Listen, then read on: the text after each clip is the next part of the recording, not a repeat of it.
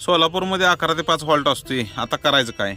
चला पंढरपूरला. जशी महाराष्ट्राची रक्तवाहिनी तशी आमच्या घरादाराची पण रक्तवाहिनीच आहे. ह्याच सीटवर बसून बघा वडिलांनी 25 वर्ष एसटी महामंडळाची सेवा केली. लॉंग रूटची बस असल्यामुळे गर्दी लय व्हायला लागलेली. ताई दिसली बारक्या पोराला घेऊन, म्हटलं बस जा माझ्या जागेवर जाऊन, आपल्याला काही कुठं पण ऍडजस्ट होतंय, चालायचं. कॅबिन मध्ये बसल्या जुन्या आठवणी ताज्या झाल्या. वडिलांनी पास मिळत होता फ्री 6 महिन्याला. महिनाभर कुठं पण फिरावं. माणसासनी बोलाय बरं वाटतंय नाही, सरकारी नोकरी.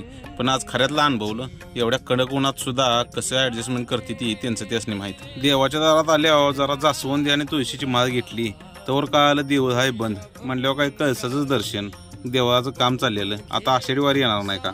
मग काय पश्चिम द्वार, रुक्मिणी द्वार अशी सगळी प्रदक्षिणा घालून शेवटला मानवरूपी विठ्ठलाकडं मस्तपैकी कपाळी चंदन लावून घेतलं. पण चंदन लावताना एक कळालं, प्रत्येक देवस्थानावर जावा अशी लहान मुलं तुम्हाला आढळणारच. बरेच शिक्षणाचं काय होतंय कुणालाच माहिती. जरा देवस्थान यांच्याकडे बघितलं तर बरं होईल.